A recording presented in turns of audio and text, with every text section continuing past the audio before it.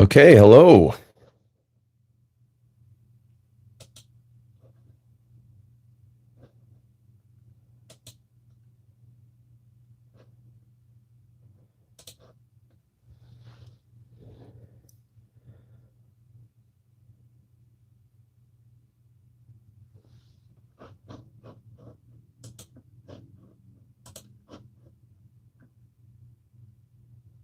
Just checking the stream. Never done this before.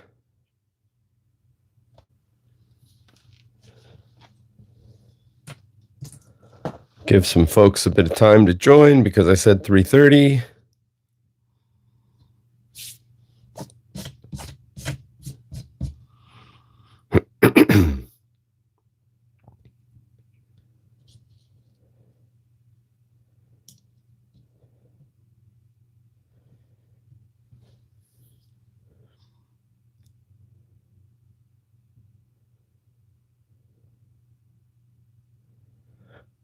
This is that talk amongst yourselves portion because I'm the only one here. I'm early and I'm just a little nervous having never done a live stream before.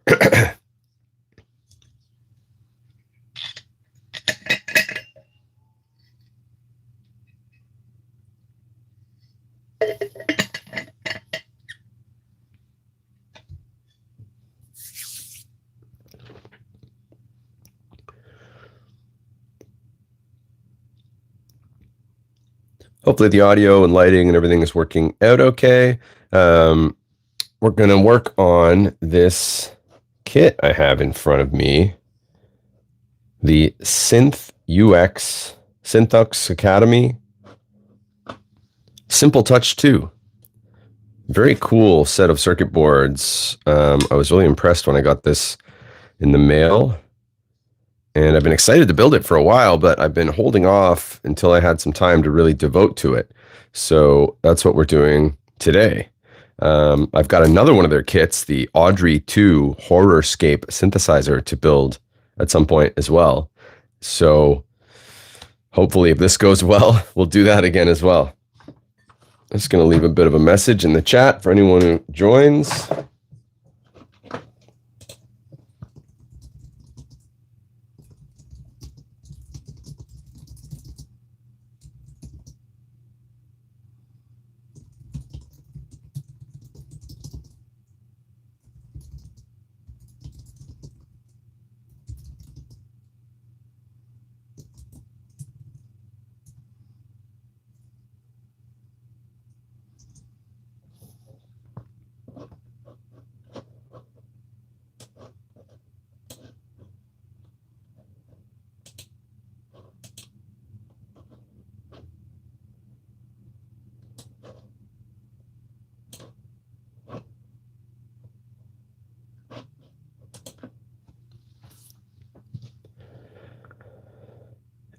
And my understanding of a live like this, like I said, I've never done a live stream before. So my understanding is this will get added to the live tab in the Baymud YouTube channel after this. So people can watch this later if they didn't join live. So I'm going to try to just kind of soldier on regardless of how many people show up in the stream.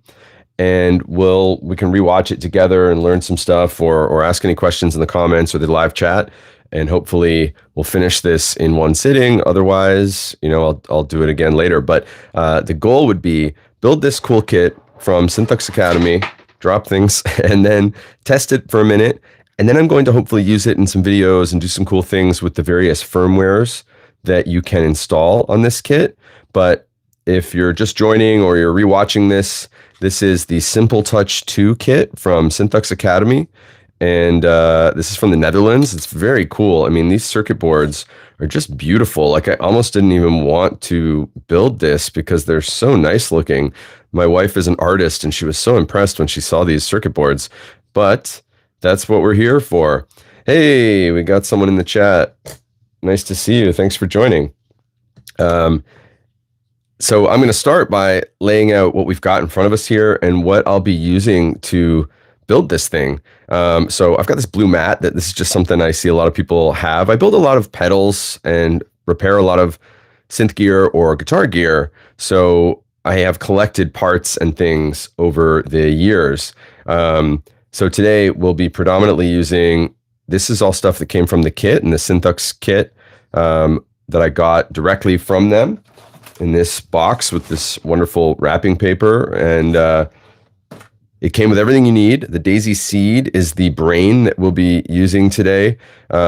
Everything is basically, all the hard stuff is done because the daisy seed and all this tiny surface mount soldering has taken care of most of what the circuit is, and what we're going to solder together today are the items for controlling the firmware that gets put on the daisy seed, like the potentiometers, faders, jacks and switches, and then this is a touch sensor that allows these portions of the circuit board to be touch sensitive, which is super cool. And then we have these faceplates where we can choose which firmware goes on to this kit from some of the existing ones, and then they give you a blank one if you want to use your own, make your own, or use something that they haven't made a faceplate for.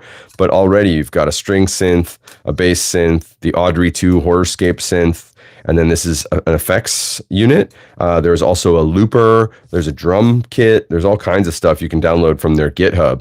So yeah, let's get to it. Why don't we start with an example of some of the tools that I'll be using today, in case you've never built a synth or you want to know just what I'm using. Predominantly, what I've got, we'll be focusing on, is just a very simple soldering iron. I've got a soldering station off to my left here, and it's temperature controlled, and it has these removable tips that I can exchange really easily, and it works well enough, and I've been using it for a long time to build many, many pedals. I actually have a ton of projects that I haven't finished. Just plop them on here so you can see this is the kind of stuff I usually am making. Like this is, I think, a delay, and here's some kind of bass guitar synth thing, and then this is like a vibrato, and these are just things that I've built and I've tested, and they seem like fun, but I haven't really found a use for beyond just the testing and the fun part, and I haven't put them in a box. So I have projects like this all over the place. And like I said, I have the other kit, the Audrey II Horrorscape synth, that I'll be putting together at 1.2 because that seems super fun. But beyond, so we got the soldering station. Then for testing, I have, oh, thanks. Yeah, no worries. Come back whenever you can. Thanks for joining. This is my multimeter. I'll use this for measuring and testing components, which I don't think we'll have to do a lot today, because normally I would test and measure resistors before I am installing them, just to make sure they're the right value, they didn't get mixed up in a bag. Or sometimes I'll measure for voltage if I feel like I'm worried about a component or feeding it the wrong voltage or the wrong amount. Hey, Phil's here. Hi, Phil. None of this is Phil's fault, by the way. Phil's usually the one who convinces me, I should say, or encourages me to buy some gear or have some fun things. This is all my fault. I was just obsessed with this synth kit and talking to him over Christmas about buying one, and you know, he's a good friend to have in the gear world and otherwise. So, but he didn't convince me in this case. Yeah. So then beyond the multimeter, I've got. Yeah, I bet you have. You can borrow this one when I'm done with it. This is just for kind of tinning or adjusting the soldering tip when I want to use it, clean it off of any solder. Kind of gives it a bit of abrasiveness and lets new solder stick to it well. We've got a solder sucker, which hopefully I won't have to use today, fingers crossed. But this one's great. I got this recently, and you put these silicone tubes on it, and you get a really good seal that way. The solder doesn't burn it. The soldering iron doesn't burn it.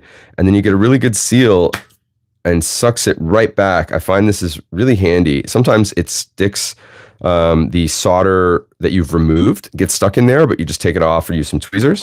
Speaking of, I do have sets of other implements, like tiny little tweezers that are good for removing stuck solder or handling tiny parts with when my sausage fingers are too big, and a toothbrush that I like to use to clean off the solder or the flux with the isopropyl alcohol at the end, depending.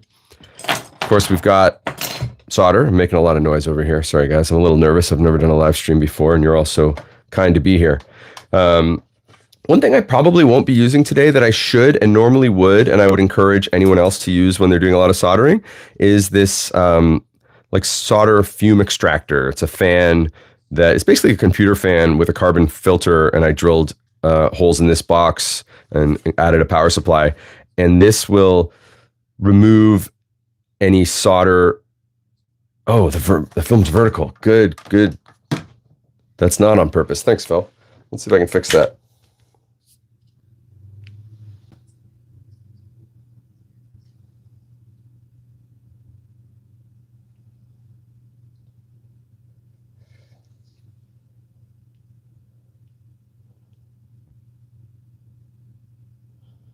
You know what? I don't think I can fix that now that I've started the stream, so I'd probably have to cancel it and go again. So let's just keep going. Hopefully that's not too annoying for anybody. But thanks for the catch, Phil.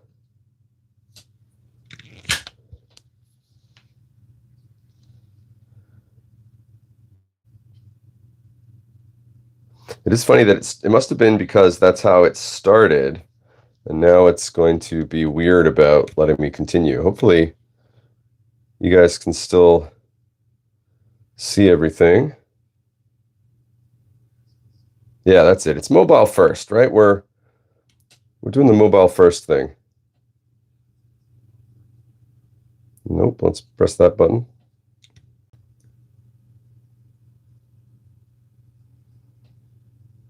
Okay, I think we're back to as good as we're going to get here. Hopefully that's not too annoying that it's vertical, but this is the first stream, so we're learning together. Thanks, Phil, for pointing that out. But yeah, I won't be using this solder sucker today, which I normally would, but as you can hear when I turn it on, it's a little loud, and talking over that, it also is only very strong. It's only so strong, so you have to get your soldering tip really close to it. So I'm not going to bother with that today, but normally I would use that for longer soldering sessions just because you don't want to breathe too much of the flux and lead and all that fun stuff in unless that's what you're into.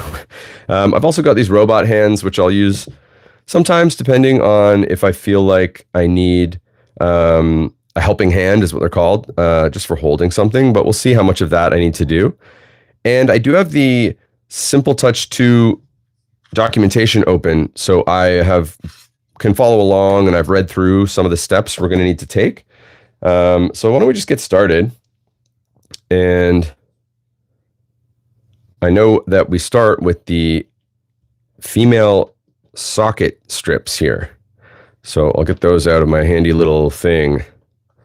And Phil, you were asking about one of these blue mats. I can let you know which one this is. It's nothing special, but it is handy.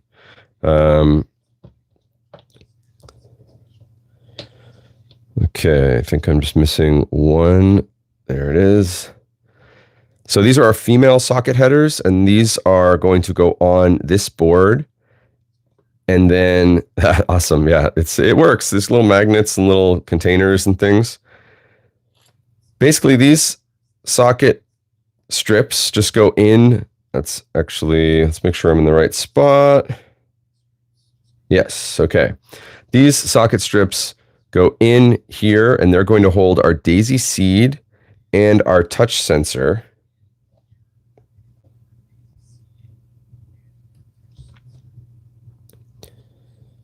And the trick right now is I've got them in place according to the documentation, but the trick is going to be flipping this board over so I can tack them in and then make sure they're straight. And the way that I like to do this is I'm just going to hit each of the corners with some solder, make sure they're kind of straight and everything looks good before I do the other 1,000 pins. The hard part is flipping this over to get to that other side, but thankfully we do have another circuit board sitting right here, or backplate, I should say, and we can use this as a sandwich. So I'm going to move these face plates out of the way for now, and what I'll do, press the backplate on, and then carefully flip the whole thing over with the backplate applying pressure. So now everything has stayed in place, and I can grab my iron here and just tack in those corners like I was saying. Let's make sure we're all set. And it just takes just a drop, just like a quick like I said, we're just tacking in here. Actually, might even just do one corner each for now. And this isn't the perfection here. This is more get it in place. You can see maybe on camera, you can see some of the fumes, but normally the solder sucker would be helping with that. But now I can move this around and they're not going to fall out, but I can also double check that everything looks good. I didn't accidentally wiggle it and it's not straight. Like I might touch this one up, which I can just do here. That looks pretty good. And now, for example, we can get our other guys going here. These are the male headers. And we can make sure that we're going to feel good about this.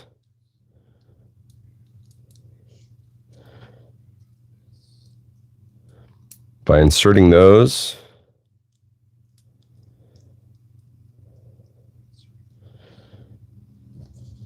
Just making sure it looks like it's all going to fit, which I think we're going to be okay, which is good. And we're going to have to cut one of these, but that's fine too. So I can go ahead and just tack the rest of those in. You guys can talk amongst yourselves or chat with me or whatever. But this is kind of fun. This is something I was going to do anyway, so it's nice to be able to do this and share the experience with everyone. Even if you're going to watch this later after the live stream is done, and hopefully learn something or point out something I could do differently. But yeah, I was going to do this anyway, so I thought instead of just putting on a bad movie or something, I could do it live and see if this is handy for anyone. It's been nerve-wracking though. Usually my videos, I have a script and I can edit and I can, make changes later and redo it or whatever. So here I am, just yammering away. Actually all my old videos were like this. I had no scripts and I just chat with myself until too late in the morning and try to edit it into something. Okay, so far we're looking good here. Try not to overthink it, not touch too much. We can go over any solder joints that I don't feel strongly about later. But for now, just firing away. I'm excited for a couple of the specific firmware options on the Simple Touch 2. I think this was I think it was 150 euros or 140 euros or something for the whole kit. You can buy them pre-built as well. And the Discord is really cool. The Synthux Academy Discord, Synthux, who knows? It's really cool, really supportive. A lot of really creative, inspiring people doing cool things with this open source code, and some really interesting other projects that users are just sharing in that Discord. So if you're looking for DIY synth inspiration, that's a great community. They also have memberships for courses and things, so you can kind of learn as well if you're not that experienced. I've thought about that because my experience is basically following a schematic and soldering based on instructions. But yeah, and as you can see, I'm just going super quick. There's nothing on the board yet. There's no transistors or ICs or anything. And in fact, with this particular build, we won't have any of that on the board. Everything that's important is going to be socketed based on being part of the daisy seed or that touch plate sensor. So normally I would say you want to be careful not to overheat any components, anything that's sensitive like a transistor or IC with too much solder, but we're not going to have anything on. None of these are going to be susceptible to that. So we don't have to worry too much. I did get extra solder in a spot that doesn't need it, but also it won't matter because there's nothing being soldered there as far as I know. But I can show you how the solder sucker works anyway. So I'll heat this up a bit, get the solder sucker, gotta prime it first. And then you can see, there, it's gone. And I've left a mess on the board a bit. That's where a quick blow or some toothbrush wipe will do. So there you got a live demo of the fancy solder sucker. All right, so we've got our sockets in. That's one of the more annoying parts, actually. So let me follow along on the tutorial here to see what I should be doing next. Normally, I would just totally wing this, but I guess, yeah, now it's all about placing the daisy seed.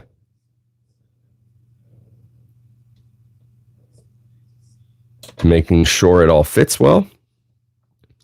Let's put our male header strips in here.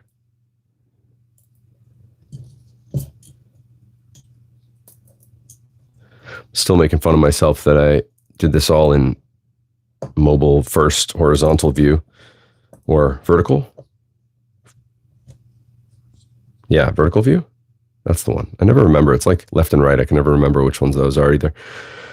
I'm good at other things. Yeah, okay, that all looks good. So we can tack solder that in place as well. And then we're going to do the same with our touch pin header here. But like I said, we do have to break this strip into 6, and we'll use some pliers for that. So these break really easily. 1, 2, 3, 4, 5, 6. You just count off where you need to be. Grab the one before or after, depending on what you're doing. And there we have 2 rows of 6 now.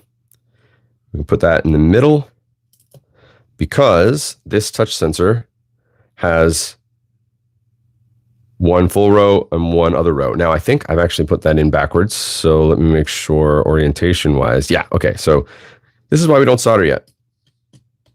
It wouldn't have really mattered anyway, but I kind of flip it around. But, oh, actually you can see one of those header pins snapped, but that's fine. We have a lot of these.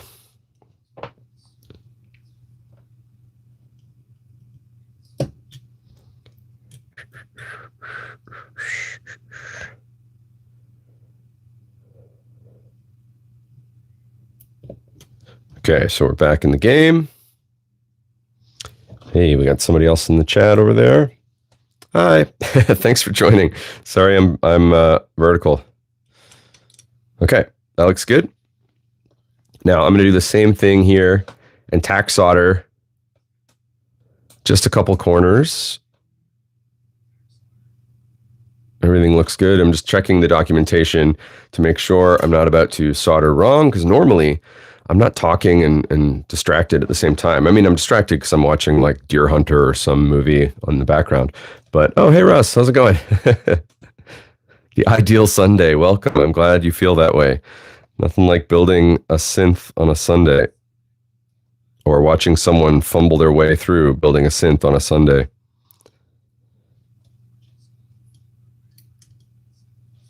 I'm sure Russ has some synth projects on the go too, whether you're trying to repair an old Korg, I think you had at one point. I don't remember if you still have that anymore.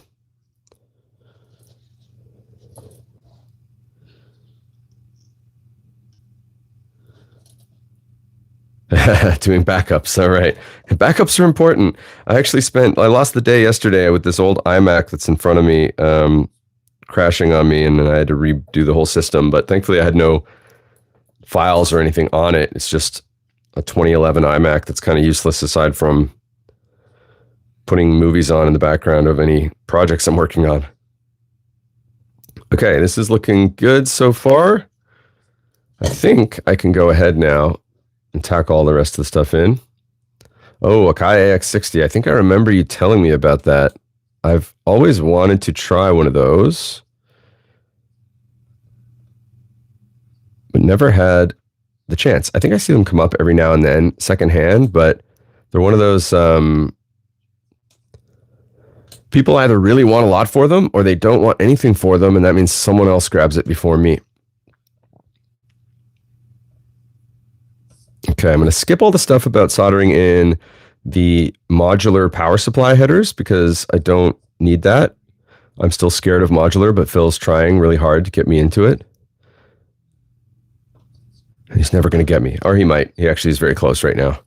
I'm really interested in that workshop system by Music Thing Modular. But that's because it's standalone and I don't have to have other things and I won't get sucked into the rabbit hole, right? Anyone else out there Russ, you've stayed away from modular, right?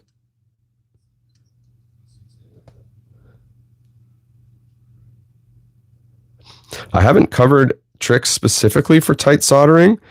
The tricks that I have are really just a very tiny nib. If you can get like a soldering tip that's very conical and like needle shaped, that's super helpful. Otherwise, it's just, steady hand, patience, and speed. But, mistakes happen all the time. I bridge joints all the time and have to remove the solder or whatever. But yeah, the tighter the space, the tinier the soldering tip. But you can only get them so tiny in my experience. This all looks pretty solid on the touch strip. Maybe that first corner I did. Just quick dabs to kind of reflow, make sure we're feeling good about everything. Everything looks shiny and there are no dead joints.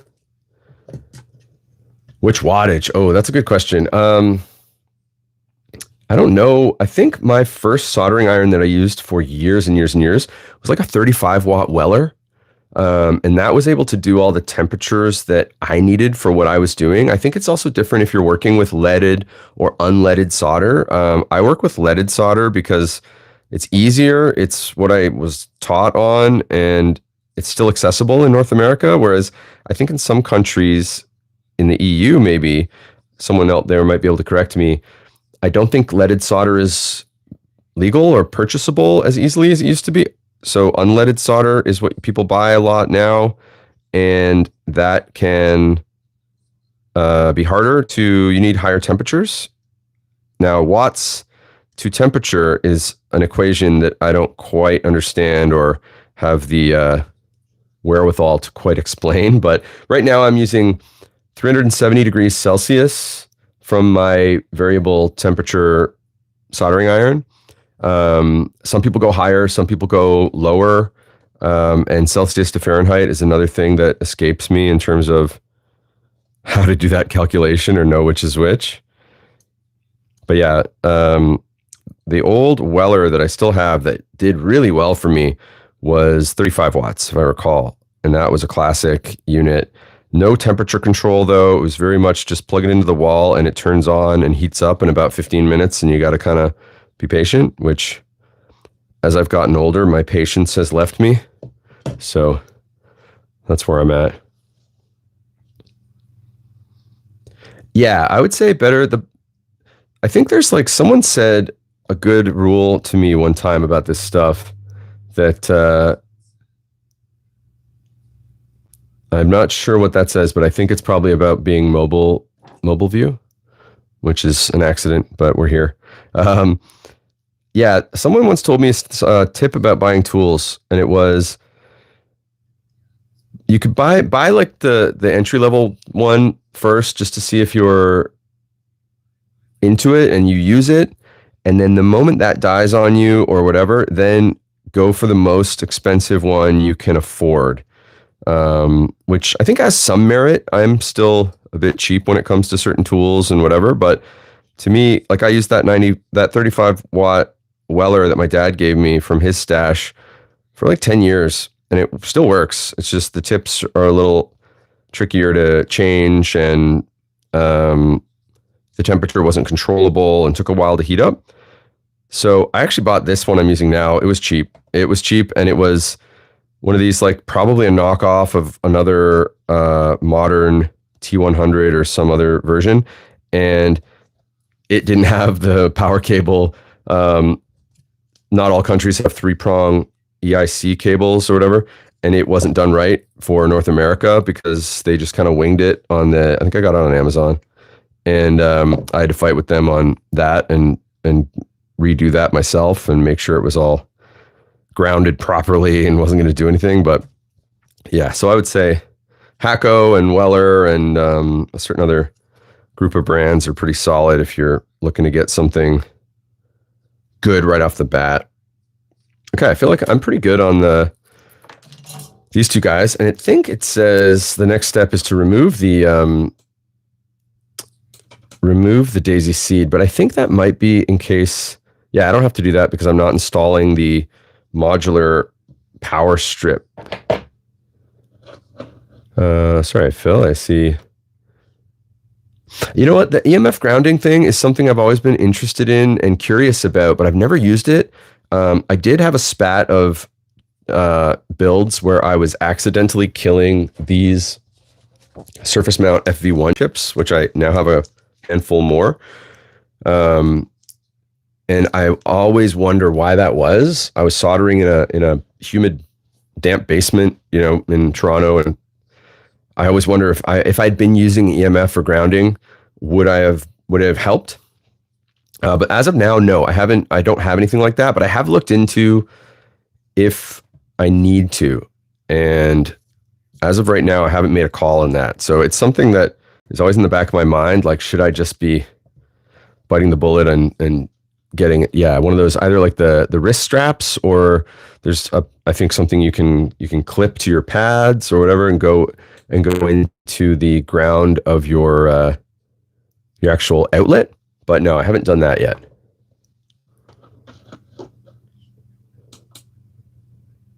That's part of it too. Yeah, the dryness, the lack of humidity, static that can develop, I think is part of it. And it is. It's something that I'd like to kind of consider more. In my case, I would say almost everything I'm building is very not damageable in terms of what the parts are. They're not as sensitive. I think the FV1 chips are probably the only thing that, if I was to damage anything beyond just overheating it with too much solder or something, I think the FV1 chips are the only thing I'd really be worried about. I know some like JFETs and ICs and stuff can come in anti-static bags and stuff when you order them from Mouser or whatever. I've never really worried about that too much, but that said, I'm a bit impatient and gung-ho when it comes to this stuff, so I probably should worry about it more, and maybe look into the EMF strips or something. Just a quick aside, I'm just putting in some standoffs here as per the instructions, because I think the next step here is going to be the faders, and they have little nubs that'll make it harder. This way, this whole thing, I think, it can sit a little flat that way. So we're on to the standoff portion or fader portion and the potentiometers. Yeah, okay, so we're doing the potentiometers next, which makes sense. And they're all the same, and they all go in these perfectly lovely designed spaces here.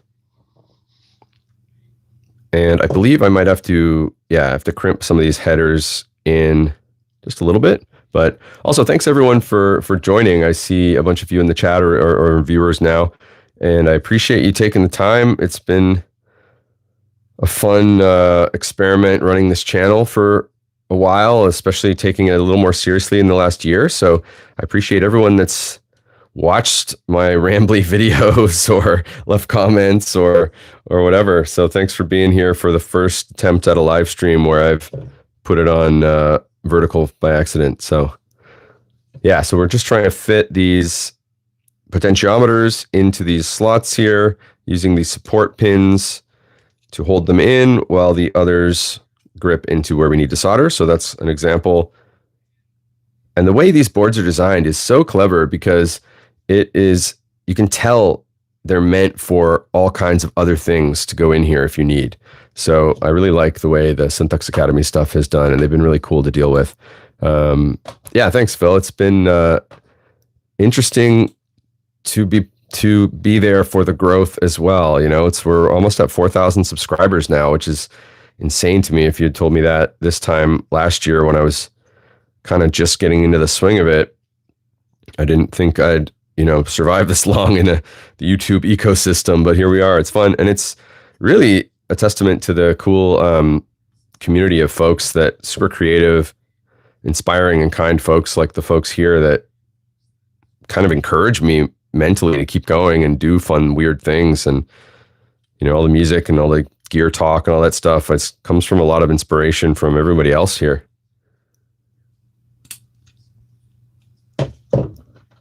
Sorry, Russ. I see.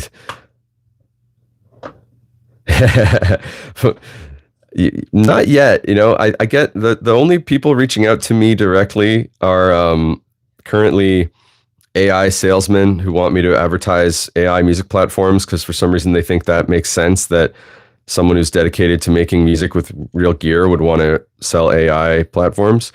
Those I usually just don't respond to. I've had a couple offers for non-music gear related things like smart thermostats, stuff like that. And I've just kind of ignored those too. There's been some cool folks reach out about some various video games, maybe some music related video games. And I kind of like the idea of some of them, but I'm just not a gamer and I wouldn't really probably do a good job showing it off. But most often, aside from the AI guys who, if I leave them alone long enough, they just keep trying to up the money, which is very funny. But it's never enough and it would nothing would ever really be enough. But really it's more just chats with some companies, some smaller companies, and sometimes I do beta testing for people, or maybe I've done the odd firmware tutorial to help out a small company in exchange for working with them. But yeah, nobody's paying me anything, and I don't know that I would want any of that anyway. It feels kind of weird. I don't really know why I had to put these standoffs in first. I'm trying to think of why I had to do these standoffs now, but yeah, definitely. It is neat. I think I find more of a reward in the community growth and the folks that want to chat, and like I've met some cool companies or learned of some new cool gear because of this, whether or not, I end up working with them or getting anything from it or whatever.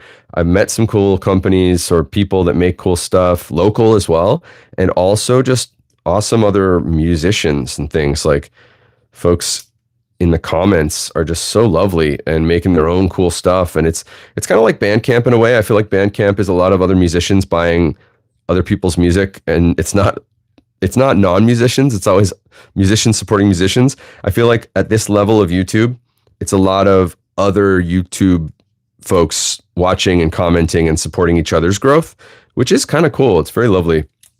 Okay, so I've put these things in place, and I can see what they mean now about this, the sliders, the faders being a bit finicky. But sometimes what I'll do when I have a component that I want to sit and I'm worried about it moving on me, but I have the ability to bend the pins, I'll just give the pins a little bend. This isn't in the instructions, and maybe there's a reason I'm not supposed to, but now nothing's moving and everything is exactly where I need it to be soldered in. And now because the pots were done first, everything sits very nicely and seems pretty stable. I'm just going to read ahead to make sure I haven't made a dumb mistake before I get my hubris peaks and I decide to do that.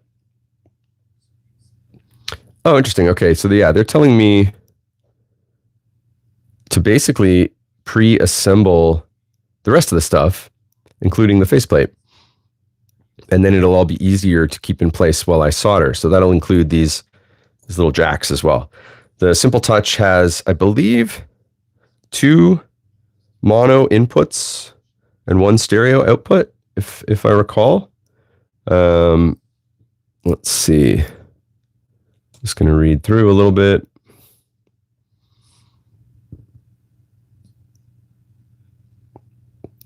Or they've given me an extra jack. I think that might be what they've done here.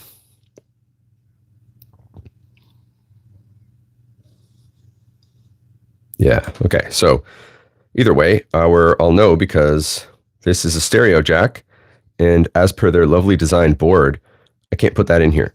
That wouldn't fit.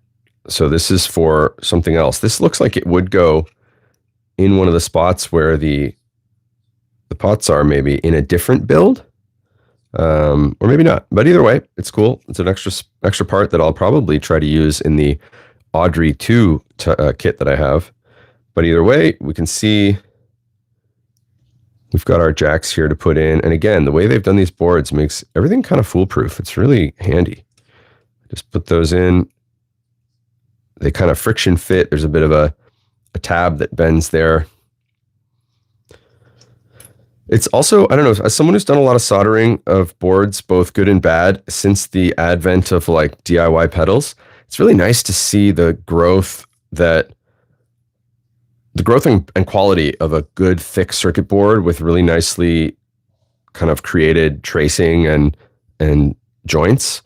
I've built some real janky pedals from some circuit boards that I've purchased for decent money in years gone by, back when that's all there was. And now slowly companies like Pedal PCB and Synthux Academy and stuff, they just make really good boards, and it makes my life and other people's lives a lot easier. Let's see. I'm going to put this faceplate on.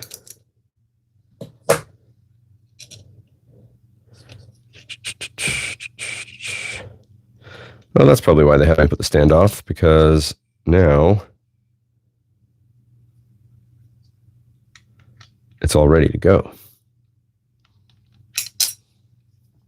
Let's see, there's an extra standoff hole.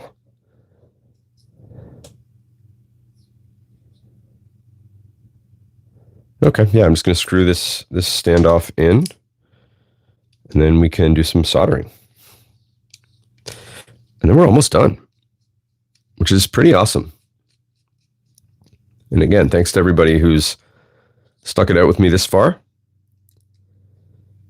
Hopefully this has not been completely useless or boring, but you know, I had some ideas for future live streams as well, just because it's kind of fun, like set up a camera and just do something for a little bit instead of, you know, spend a while writing a script and shooting and editing or whatever. You can just have fun on a live stream. And I thought maybe pick a synth and do some sound design just live, like start from scratch on the Sledge or the Micro Freak or something, and just go for it.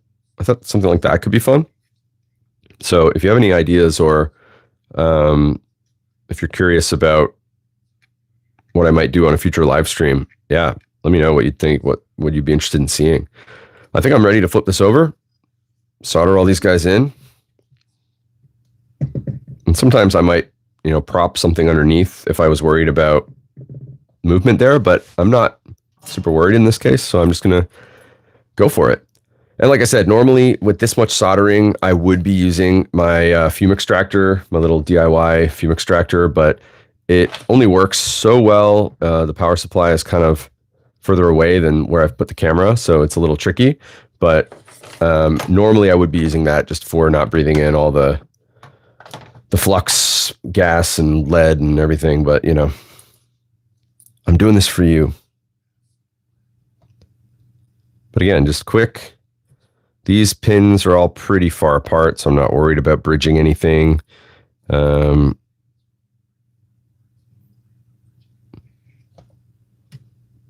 we're just tacking everything in. Some of them are a little wider spaced. And actually, these ones you don't really even need to solder. They're more for holding the pots in, I think.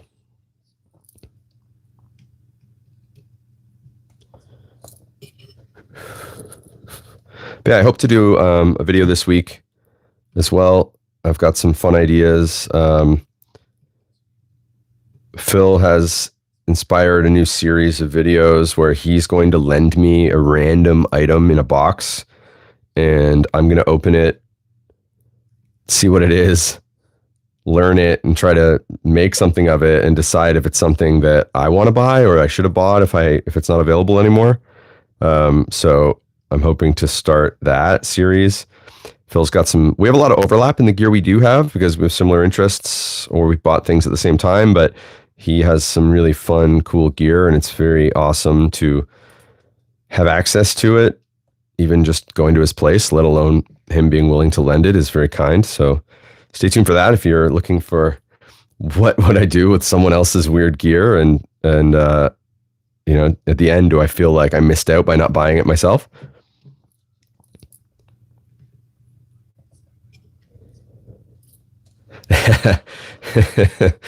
Yeah, I feel like your new gong obsession will probably hit the mystery box at some point for sure. But yeah, ride cymbal would be very funny because I'm sure I'd think of something weird to do with it. But drums and drum related hardware have always been a bit of a mystery to me. I did have a drum set for a hot minute when I was younger, and never really got good at it.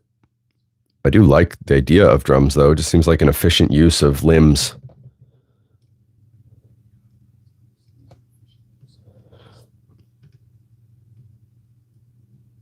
And sometimes you see a little mark on the board here from my iron. That's just because I've gotten it a little close to a non-trace on the board, but that'll wipe off.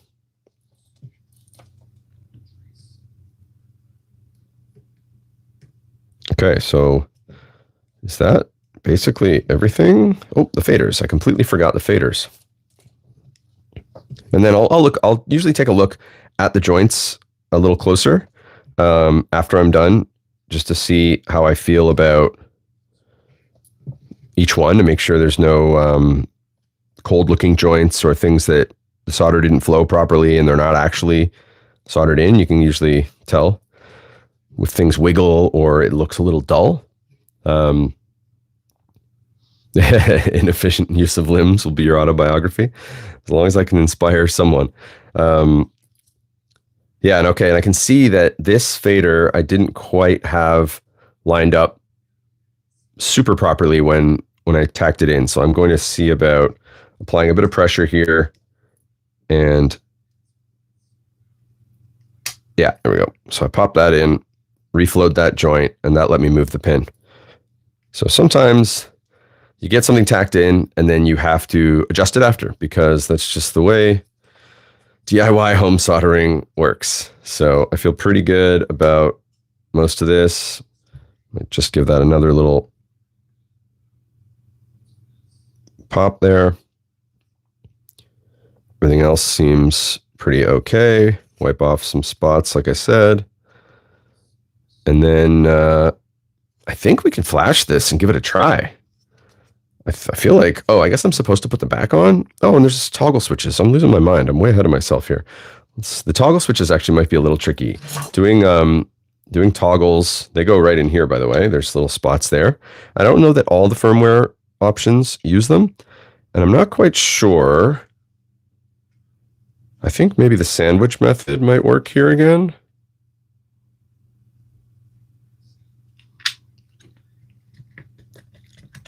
Yes, okay, kind of. So I'm just going to get one leg of each toggle switch soldered in there, so then I can make sure it's flush. So I'll press down on this, do the middle one.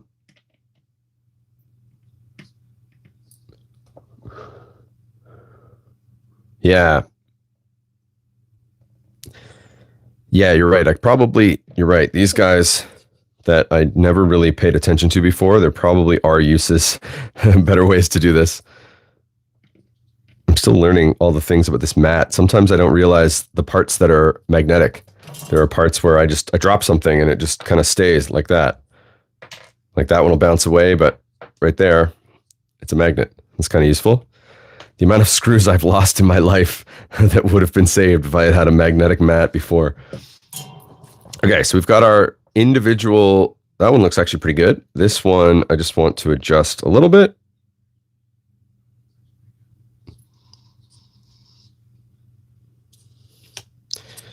How do I feel about this? How do I feel about this?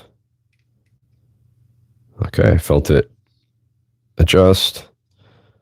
That's pretty good, actually. Okay, I'm feeling pretty good about this. I'm going to tack these last toggle joints in. Now, what'll happen after this is I have pre-flashed the Daisy Seed with one of the firmwares from the Synthux GitHub. It was very easy. I just had to use Chrome instead of Firefox, which I had been trying to do. But I flashed the String Synth on this, so that should be ready to go. I don't know if any of you would find it interesting to have me tilt the camera toward the computer so you could see what that process of flashing the firmware looks like for this particular synth. But to me, firmware flashing via a USB connection and some software isn't that exciting. So I thought I'd try to do that beforehand, just to not have to bore everyone. But I'm going to put some standoffs in here. But anyway, again, thanks for joining, everyone. It's been in and out of the chat and just viewing. If you've been not chatting too, no pressure. Again, this is my first attempt at a live stream, and I did test this yesterday, how to get the audio and how to figure it all out. And then YouTube is kind of fickle with the way that you start the chat. If you start it in one orientation, once the chat is live, it doesn't like to let you change the orientation. As far as I know, if you know a way around that, I am all ears. But as far as I know, because I started it in vertical, it did not let me switch to horizontal. It just kept giving me an error message. So next time I'll do horizontal for whatever happens next. Yeah, I was looking at OBS yesterday too, because I actually thought about doing a multicam setup. So I could have one camera here the way it is now, and maybe one camera pointed either at the computer or at a close-up of the circuit board from a different angle so you could see the soldering. And I got to a point where I had OBS kind of working, and then I just thought, this is my first stream. I'm going to keep it simple. But maybe next time I will try that. And OBS probably lets me do other options like changing the orientation, I imagine is probably easy, and let alone like switching live camera angles could be kind of cool. So that'll be something maybe I figure out. But what I have to do next is figure out an idea for a live stream, because building stuff is fun, but I don't know how exciting it is for people to join me and listen to me ramble as I build. It's also strange to talk to no one. But maybe a sound design thing, or maybe like a firmware, or if I have something coming in the mail, maybe I could just try opening a synth for the first time and turning it on and messing around. But thank you, Russ. Yeah, I'm sure not everyone thinks so, but I'd be rambling if you guys weren't here either. If I was doing this by myself with no camera, I'm probably rambling. So, okay, so I think we made it. I think that's it. I'm going to try to turn this on. It is powered via USB via the Daisy Seed. There are so many specific or interesting things you can do with the Simple Touch in the Discord for Synthux Academy. There are so many people who have figured out cool things like 3D printed cases, which I'll probably do for this, as well as different ways of adding even battery powered options to this, or MIDI, obviously, or certain other things, so you can kind of make it more standalone and robust on its own. I haven't gotten to any of that yet. I don't know how to code really well anymore. It's been a long time since I was a bad JavaScript developer, and but maybe I can get back into that. In any case, what we're going to try right now is powering this on with this handy cable I have off screen here. Okay, that's a good sign. The light is on. And now I have, let's see, the output. We'll go into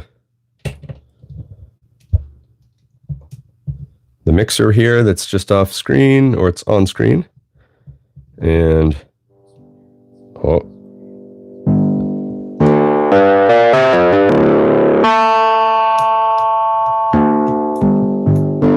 I don't know what anything does yet, but this is working at least, right? You guys can hear that, I hope.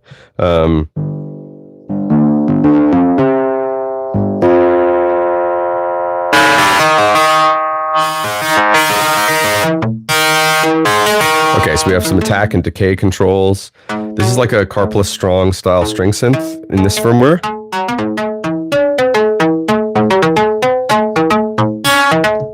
I don't know, I imagine we're in C major or something. There's only so many notes in this touch portion here, but we are live, which is fun. We're just gonna max everything out and see what happens.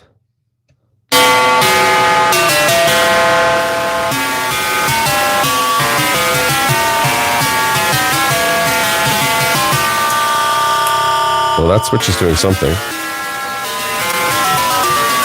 Ooh, we got an ARP. Cool.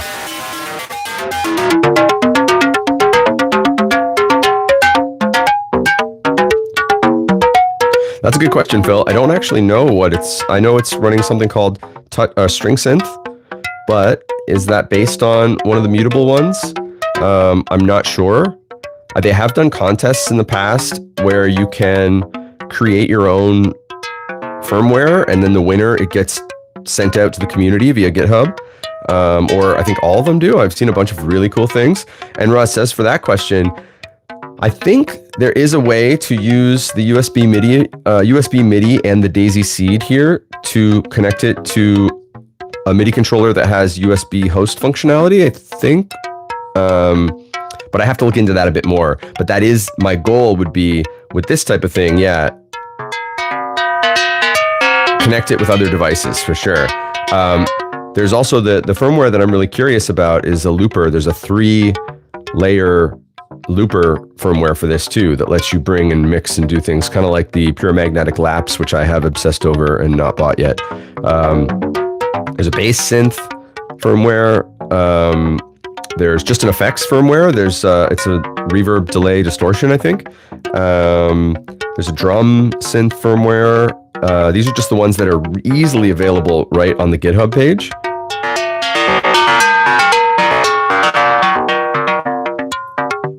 Yeah, right. It's pretty cool. Oh, there we go. We got some rate changes and things. The DIY communities and the stuff that comes out of these places, super fun.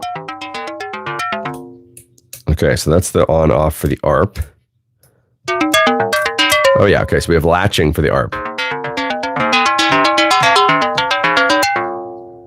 Yeah, so I gotta forget that if I touch it, it makes noise. That's it. We built it. It's cool. It's on. It works. I have to learn how to use it and do all the different things now with the firmwares and figure out which one I would like to try. We have an extra little keychain thing based on they make this Spotty Catch looper unit as well, which is insane, but it was a little out of my budget. But they also have other development platforms that you can buy. So this is the Simple Touch 2 kit. And they have the Simple Effects kit, maybe. And then there's the Touch Designer kit. That's like a full thing. But I can show you as well. I do have the Audrey II. Sorry, I shook the camera. I'm too excited. I do have the Audrey II Horrorscape synth kit. So you can see just a glimpse of what I'll be working on once I figure this out. The Simple Touch kit comes with firmware and a faceplate for Audrey II right here. But apparently the way the controls are laid out here and the way the controls are laid out on the real thing are a little different, and they make them kind of different instruments. Here's the kit for the Audrey II, which is, again, just insane. Like, this is the faceplate. There's your board that you solder to. And this, I believe, is similar to their designer board that you could build like a Spotty Catch or other things on. And then here's the back plate with all the cool little curious owls and instructions and things on the back. But then, it came with this set of components and stickers, which are always fun. So the components have, all the knobs and potentiometers and jacks and cables. There's another Daisy seed, some more pin headers, things like that, and a little case. And this actually was a good deal when I bought it because it was B stock. So normally these are, I can't remember how much they are normally, but I think mine was $100 off or something because it was supposed to be B stock, but I don't see anything wrong with it. They had photos of some of the ones that had issues and there were little scratches on the faceplate, but I don't see anything wrong with it. Honestly, I think from what I recall, FedEx lost the entire shipment and they just sent me a new one. I think that's what happened. So this will be the next thing I build. The Audrey II Horrorscape synth. But in the meantime, I'm going to, I forgot that was on. I'm going to install the Audrey II firmware on this guy and see how I like the Horrorscape synth, because this Simple Touch 2 has input and output, which is pretty cool. Because the Audrey II doesn't have an input, but they did include an extra jack in my Simple Touch 2 kit. This is a stereo jack, but they included an extra jack.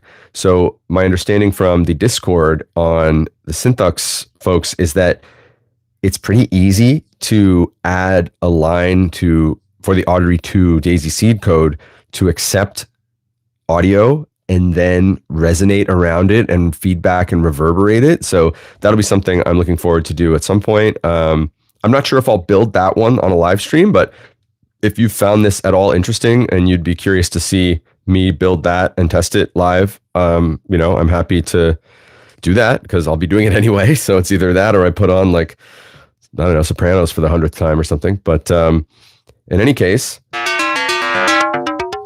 got something alive. And I'm going to install some firmwares and play with it.